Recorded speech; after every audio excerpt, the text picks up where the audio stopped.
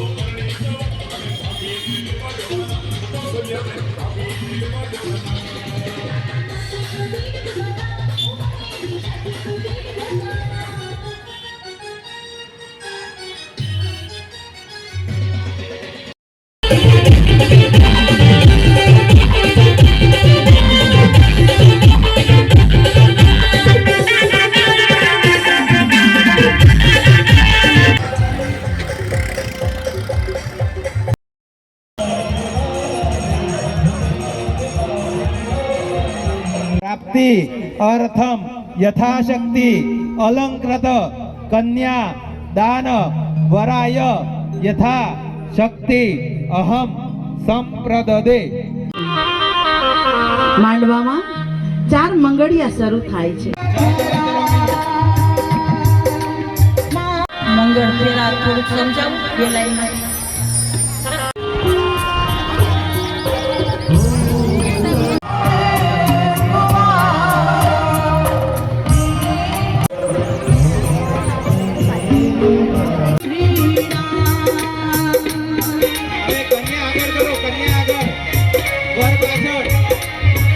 ભદ્રેશભાઈ, આજે તમે આ મેલડી માતાના સાનિધ્યમાં આટલું મોટું આયોજન સમૂહ લગ્નનું કર્યું છે, કેવી રીતનું આ આયોજન છે ને કેવી રીતનું આયોજનને તમે પાર પાડ્યું છે? સૌપ્રથમ તો આપ સર્વને મારા જય માતાજી, જય સિયારામ। મા ભગવતીનો પ્રથમ પાઠ ઉત્સવ અને સાથે સાથે ત્રિવેણી સંગમ જેવું અહીંયા આપણા દમણના અંદરમાં થયું છે। પહેલી વખત તો દમણમાં સર્વપ્રથમ શ્રી ગણેશ મહાપુરાણ કથાનું આયોજન થયું, ત્યારબાદ માનો પ્રથમ પાટોત્સવ હતો અને એ જ અવસરમાં દ્વિતીય સમૂહ લગ્નનું આયોજન કરવામાં આવ્યું હતું। આજનો સમય અંતર્ગત આજે જો કે ઘણા લોકો પાસે સમય હોતો નથી, પણ આવા જે અવસર આપણને સાથે મળીને જે ઉજવીએ છીએ એનાથી સમયની પણ બચત થાય અને દ્રવ્ય એટલે કે ધનની પણ બચત થઈ શકે। અને આ જે સમૂહ લગ્નનું આયોજન થયું હતું એમાં એવી દીકરીઓ અને એવા દીકરાઓ હતા જે દિનહીન, જેના માતા પિતા નહોતા, એવા પરિવાર પણ આ ધામથી જે સમૂહ લગ્ન થયા છે એના અંદરમાં લાભિત થયા હતા. ભદ્રેશભાઈ, તમે કીધું તેમ આજે લોકો પાસે ધન છે, સમૃદ્ધિ છે, પણ સમય નહીં રહેતો ને લોકો પાસે જગાનો બી અભાવ હોય, તો શું આવું આયોજનને તે લોકોએ બી લાભ લેવો જોઈએ? અવશ્ય 100% લેવો જોઈએ. આનાથી બધાને લાભ છે, જેથી કરી આજના સમયમાં આપણે એક દિવસના અંદરમાં 25 જગ્યાએ લગ્ન હોય તો આપણે ન પહોંચી વળાય, પણ આવું કોઈક આયોજન હોય તો બધા મળી અને એક જ જગ્યા પર જો આવું આયોજન થતો હોય તો સમયની પણ બચત છે અને વ્યક્તિઓને દોડવાની પણ કોઈ જરૂરત પડતી નથી. એક જ જગ્યા પર તમામ આયોજન થઈ જતા હોય છે. તમે કોઈ અન્ય સમાજને આ માટે મેસેજ કરી શકો કે ભાઈ આવા સમૂહ લગ્નનું આયોજન ખરેખર કરવું જોઈએ? સદ્ધર સમાજ હોય કે પછી આમ સમાજ હોય, પણ આ સમૂહ લગ્નના માધ્યમથી લોકો જોડાય અને એક સમયની પણ બચત થઈ શકે.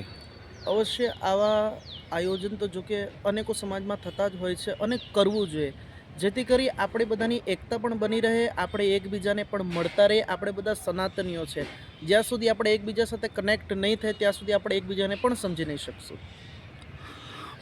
આજના આયોજનમાં તમારા સમૂહ લગ્નમાં કેટલા જોડાયો ભાગ લીધો હતો ને કેટલા લોકો જોડાયા હતા? આજના જે વિશિષ્ટ સમૂહ લગ્નના અંદરમાં 11 જોડાએ પ્રભુતામાં પગલાં માંડ્યા હતા અને ખૂબ ધૂમધામપૂર્વક આ ઉત્સવ માં મેલડીની દયાથી ઉજવવામાં આવ્યો હતો અને આશ્રિત 7 થી 8.5 ભક્તોગણોએ અહીંયા મહાપ્રસાદનો લાભ લીધો હતો. વરઘોડો છે એ આપણા દમણના કોલેજ એટલે ગવર્મેન્ટ કોલેજ છે ત્યાંથી નીકળી હતી અને ત્યાંથી બધા ખૂબ નાચતા ઝૂમતા અહીંયા મશાલ ચોક સ્થિત મઢુલીધામ પીઠ પર અહીંયા જ્યાં લગ્નનું સ્થાન છે એ જગ્યા પણ વિરામ લીધી હતી. આવનારા દિવસોમાં તમે આ આયોજન કેવી રીતનું કરશો અને કેવી તમારી? અત્યારે આ બીજું વર્ષ છે અને મને ઓર પ્રેરણા જાગી છે, કારણ કે ટીપે ટીપે સરોવર ભરાય અને ખૂબ ઘણા બધાનો આનંદમાં સહયોગ હતો. ઘણા બધા ભક્તોએ મને ખૂબ સહકાર આપ્યો છે. કોઈએ કબાટની વ્યવસ્થા કરી છે, કોઈ અનેક કન્યાદાનોની વ્યવસ્થા કરી. ટીપે ટીપે સરોવર ભરાય એ જ પ્રમાણે 7 થી 7 મળી અને આ જે દીકરીઓને છે ભરપૂર કન્યાદાન અહીંયાથી દીકરીઓને પ્રાપ્ત થયું છે. એટલે આપણે બધા જ ભેગા થશું તો આવું ભાગીરથ કાર્ય હસતા હસતા ને રમતા રમતા પૂરું થઈ જશે. અને વિશિષ્ટ બીજું એક વાત કહેવું કે દમણની આ પાવન ધરા અને દમણની આ પાવન ધરા એટલી પવિત્ર છે કે જે આપણા દમણમાં વારે ઘડીએ આધ્યાત્મિક ઉત્સવો થતા રહે છે.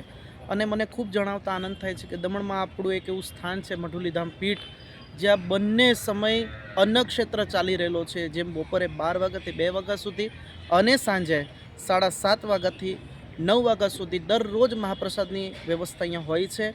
અને દર પૂર્ણિમાએ પણ અહીંયા ધામમાં ઉત્સવ હોય છે અને દર મંગળવારે સત્સંગનો પણ અહીંયા અવસર ભેગો થાય છે. એટલે આપ સર્વ ભક્તોને નમ્ર નિવેદન અને વિનંતી કરીશ, સત્સંગ અને ભજન અને ભોજનનો આનંદ માણવા અવશ્યપણે મઢુલીધામ પીઠે પધારજો.